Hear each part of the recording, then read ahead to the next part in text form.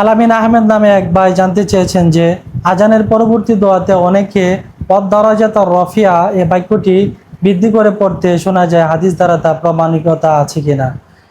জি, আলামিন আহমেদ ভাই, আপনি যে কথাটি বলেছেন সত্যি। আমিও অনেক জায়গাতে, অনেক মসজিদ থেকে এই ধরনের আজানের দোয়াতে ওয়াদ-দারাজাত আর-রাফিয়া বাড়িয়ে পড়তে শুনেছি। আমার মনে পড়ে যে আমি একসময় কমলাপুর রেল স্টেশনে উপস্থিত ছিলাম।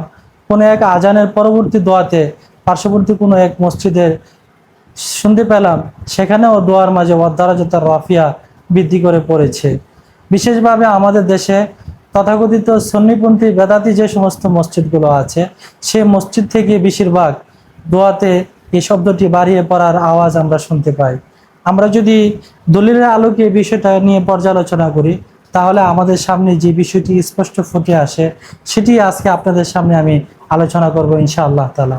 আমাদের সামনে রয়েছে বিখ্যাত একটি গ্রন্থ, যে কিতাবটির নাম হচ্ছে আল মাসনু ফি মারিফাতিল হাদিসিল মাওযু, যেটাকে আল মাওযুআতুস সুগরা নামেও পরিচিত।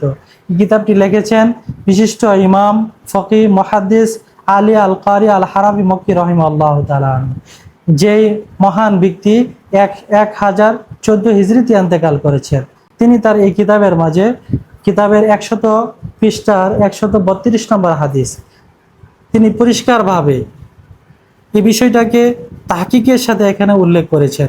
এবং তিনি এই কিতাবের মাঝে পরিষ্কারভাবে উনি উল্লেখ করেছেন, তিনি বলেন যে আদ-দারাজাতুর রাফিআ ফিমা ইউকালু বাদাল আযান ক্বালা সাখাওয়ী রাহিমাহুল্লাহ লাম আরাহু ফি শাইইন মিনার রাওয়ায়াত। লেখক বলেন যে আজানের দোয়ার মাঝে যে ওয়াদ-দারাজাত আর-রাফিআ এই বাক্যটিকে বর্ধন করে অনেককে বলতে শোনা যায়, এ মর্মে বিশিষ্ট মুআররিখ, মুহাদ্দিস ইমাম সাখাওয়ী রাহমাতুল্লাহি আলাইহি মন্তব্য করে বলেন, লাম আরাহু ফি শাইইন মিনার রাওয়ায়াত। কোন বর্ণনাতে, হাদিসের জগতে যত রেওয়ায়াত আছে, যত বর্ণনা আছে, যত হাদিস আছে, কোন সূত্রে আজানের পরবর্তী দোয়াতে ওয়াদ-দারাজাত আর-রাফিআ এই বাক্যটি প্রমাণিত নয়। পরিষ্কার হয়ে গেল, ওয়াদ-দারাজাত আর-রাফিআ আজানের দোয়াতে বর্ধন করে পড়ার কোনো মৌলিক ভিত্তি নেই এবং হাদিস দ্বারা তা প্রমাণিত নয়।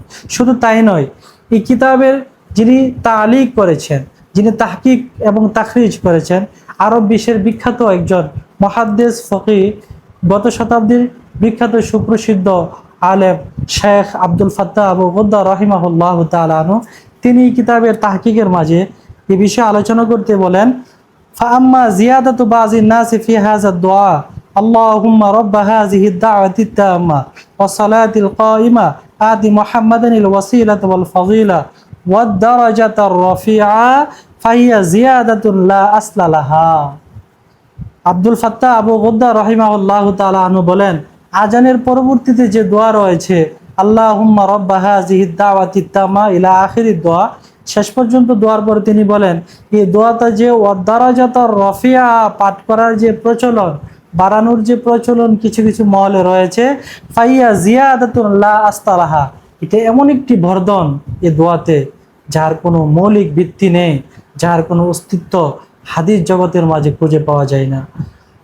আল্লামা আব্দুল ফাত্তাহ আবু গুদ্দা রাহিমাহুল্লাহু তাআলা আনহু, বিখ্যাত মুহাদ্দিস আল্লামা ইবনুল হাজার আসকালানী রাহমাতুল্লাহি আলাইহির উদ্ধৃতি দিয়ে তিনি বলেন, ক্বাল আল হাফিজ ইবনু হাজার ফি তালখিসিল হাবীর, তিনি বলেন, সেখানে ইবনুল হাজার তিনি লিখেছেন, ওয়ালাইসা ফি শাইইন মিন তুরুকি হাযাল হাদিস যিকরুদ দারাজাত আর-রাফিআ ওয়া জিয়াদাতু বাযিহিম ফি আখিরি হাযা দুআ ইয়া আরহামার রাহিমিন লাইসাত আইজান ফি শাইইন মিন তুরুকি হাযাল হাদিস ফালা তুকালু আইজান ওয়ালা তুজাদু। ইবনুল হাজার আসকালানী রহমতুল্লাহি আলাইহি, তিনি ইবনুল হাজার আসকালানী রহমতুল্লাহি আলাই তালখিসুল হাবীর কিতাবের মাঝেও এ দাবি করেছেন যে আজানের দোয়াতে যে কিছু কিছু জায়গায় ওয়াদ-দারাজাত আর-রাফিআ বৃদ্ধি করে পড়া হয়, এর কোনো অস্তিত্ব হাদিস জগতে পাওয়া যায় না, এর কোনো মূল ভিত্তি নেই।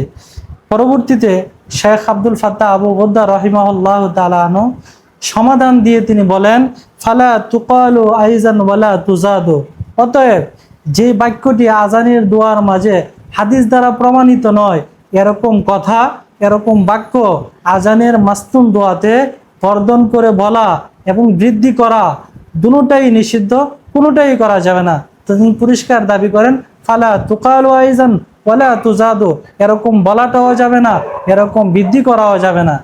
কারণ নবী সাল্লাল্লাহু আলাইহি ওয়াসাল্লাম যতটুকু আমাদেরকে শিখিয়েছেন এতটুকুর মাঝে সীমাবদ্ধ থাকাই হেদায়েত, এতটুকুর মাঝে সীমাবদ্ধ থাকাই হেদায়েত। এর বাহিরে কোনো কিছু অনুসন্ধান করা গুমরাহি ছাড়া আর কিছুই নয়। অতএব পরিষ্কার হয়ে গেল যে আজানের পরবর্তী দোয়াতে ওয়াদ-দারাজাত আর-রাফিআ বাক্য বৃদ্ধি করা সম্পূর্ণ দলিলবিহীন এবং ভিত্তিহীন একটি কাজ, যেটা বেদাতের পর্যায়ের একটি অন্যায়। অতএব আলামিন ভাই যে জিনিসটি জানতে চেয়েছেন, আশা করি ইনশাআল্লাহ আপনার বুঝে এসেছে, আপনি উত্তর পেয়েছেন। আমরা যেন এ ধরনের বর্জন করা থেকে নিজেদেরকে সম্পূর্ণ বিরত রাখি। হাদিস দ্বারা সুশুদ্ধভাবে যে দোয়া বর্ণিত হয়েছে আমরা সেই দোয়াতেই সীমাবদ্ধ থাকি এবং ওই মসনুন দোয়ার উপরে আমরা আমল করি ইনশাআল্লাহ তাআলা। আল্লাহ তাআলা আমাদের সকলকে সহি বুঝ এবং সমঝ নসিব করুন। আমিন।